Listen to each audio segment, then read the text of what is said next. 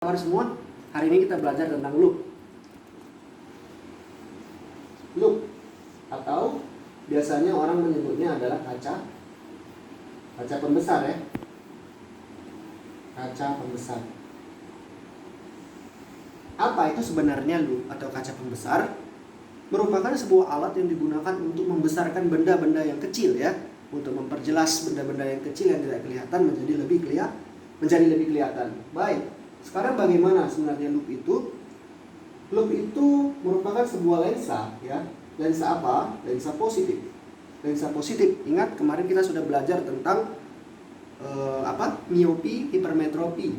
Hipermetropi itu adalah rabun dekat ya. Rabun dekat ditolong dengan menggunakan lensa positif. Nah, lensa positif inilah yang digunakan untuk loop. Baik, bagaimana persamaannya? Perhatikan. Di sini ada lensa positif. Di sini ada fokus f1, kemudian ada 2f1, lalu di sini juga ada fokus f2, kemudian ada 2f2. Lalu di mana sebenarnya benda diletakkan pada loop? Loop syaratnya adalah benda harus diletakkan di ruang 1. Seperti ini. Benda harus diletakkan di ruang 1. Ruang 1 itu adalah ruang di antara lensa dengan fokus. Ruang 2 itu adalah ruang di antara fokus dengan 2 fokus. Yaitu di antaranya. Ruang 3 adalah ruang di antara 2 fokus ke belakang. Ruang 4 adalah ruang di depannya, ya, di antara fokus 2 dengan lensa. Baik, sekarang kita akan bahas tentang ruang 1, yaitu di mana benda diletakkan seperti ini. Maka sinar datang sejajar sumbu utama. Saya letakkan sinar datang sejajar sumbu utama, dibiaskan melalui fokus. Baik, coba ulangi ya. Sinar datang sejajar sumbu utama.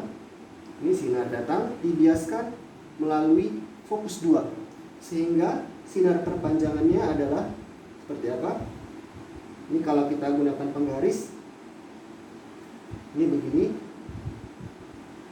Iya. Kira-kira ya. Seperti ini.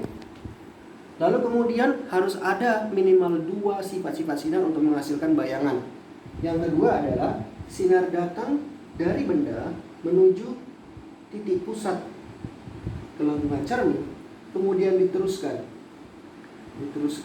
seperti ini, diteruskan hingga nanti akan bertemu dengan sinar yang pertama tadi, sehingga pertemuannya itu ada di sini. Maka bayangannya juga akan terbentuk seperti ini ya. Kita lihat bayangannya adalah diperbesar ya. Dari bendanya yang kecil, bayangannya menjadi diperbesar. Baik, jarak antara benda dengan titik pusat ini adalah inilah yang kita sebut dengan jarak benda atau S. Kemudian jarak antara bayangan dengan cermin, inilah yang kita sebut dengan S-aksen atau jarak bayangan. Baik, beginilah cara terbentuknya bayangan pada loop. Jadi mata kita di mana sebenarnya? Mata kita ada di sini. Di sini. Ya. Jadi mata kita melihat seperti ini. Baik. Kemudian yang pertama, kasusnya adalah jika mata itu berakomodasi atau tidak berakomodasi atau berakomodasi pada titik tertentu. Maka yang pertama yang kita bahas adalah pada titik tertentu, perbesaran. Bagaimana perbesaran bendanya? Bagaimana perbesaran bendanya? Seberapa besar perbesarannya? Maka yang pertama adalah pada titik tertentu. Jadi mata itu berakomodasi pada titik tertentu. Bagaimana persamaannya? Maka persamaannya itu adalah di mana S-aksen itu tidak sama dengan PP, yaitu titik dekat mata, atau S-aksen itu juga tidak sama dengan infinity. Tidak sama ya. Kalau dia nanti X-aksennya sama dengan minus PP, ini nanti merupakan mata berakomodasi maksimum. Tapi jika dan S-aksen tidak sama dengan infinity, ini adalah mata tidak berakomodasi. Jadi pada titik tertentu, maka persamaannya adalah M sama dengan harga mutlak. Ya, ini merupakan selalu positif karena perbesaran harga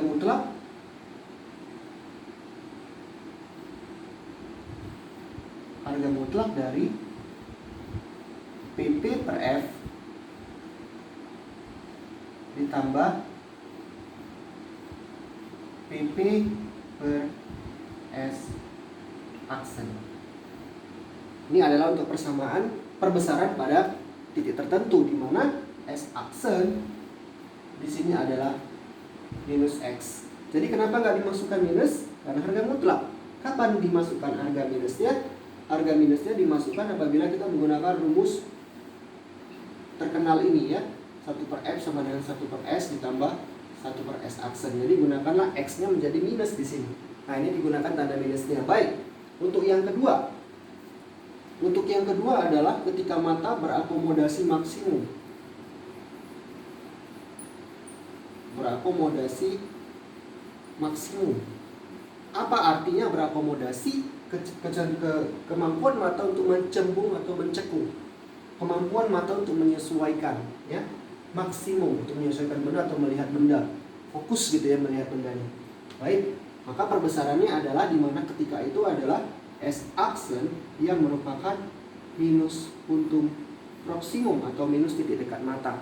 Sehingga persamaannya menjadi M sama dengan harga mutlak dari PP per F. Ya, ini titik dekat mata, PP puntum proksimum sudah pernah kita bahas ya tentang rabun dekat, hipermetropi. Ditambah dengan PP per minus PP.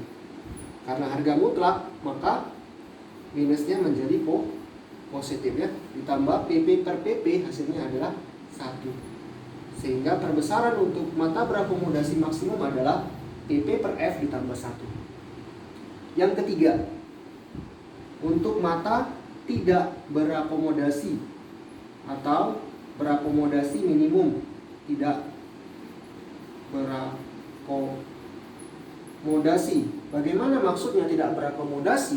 Tidak berakomodasi di sini maksudnya adalah bahwasanya mata itu tidak fokus melihat benda.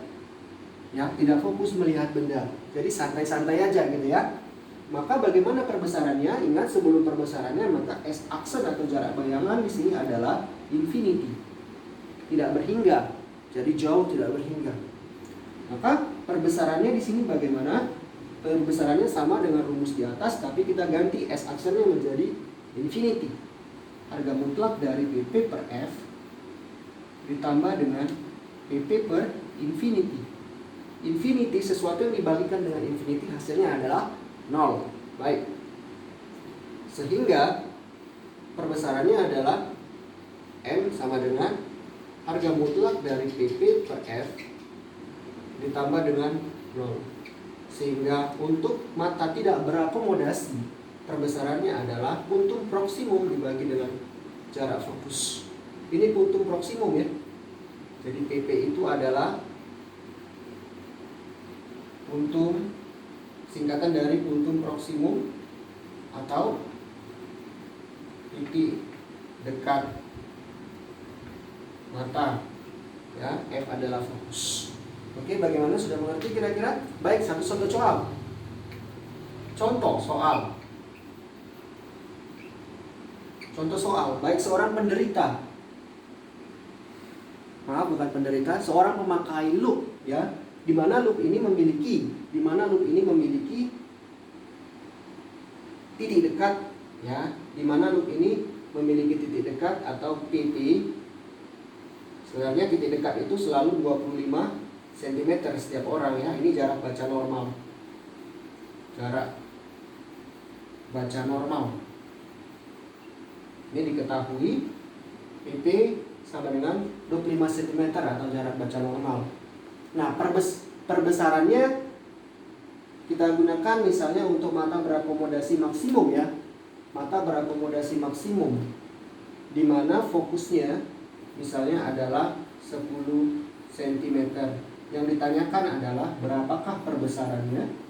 Maka jawab, perbesarannya adalah puntum proksimum yaitu 25 dibagi dengan fokus 10 ditambah 1, maka hasilnya adalah 3,5 kali. Oke, berarti terima kasih.